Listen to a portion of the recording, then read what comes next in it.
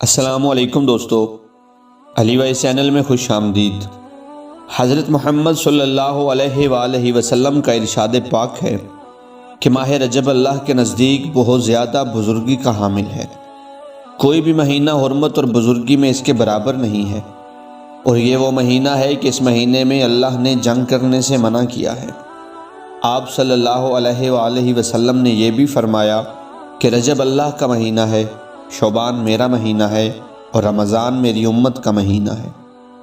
امام موسیٰ کاظم علیہ السلام فرماتے ہیں کہ جو رجب میں ایک روزہ رکھے تو جہنم کی آگ 1 سال کی مسافت تک دور ہو جاتی ہے، اور جو شخص 3 روزے رکھے جنت اس پر واجب ہو جاتی ہے۔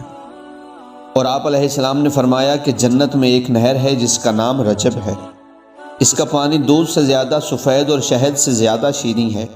جو شخص ماہ رجب میں روزہ رکھے گا تو وہ ضرور اس نہر سے سیراب ہوگا۔ خداوند عالم سے دعا ہے کہ وہ ہمیں اس ماہ میں زیادہ سے زیادہ نیک اعمال کرنے کی توفیق عطا فرمائے۔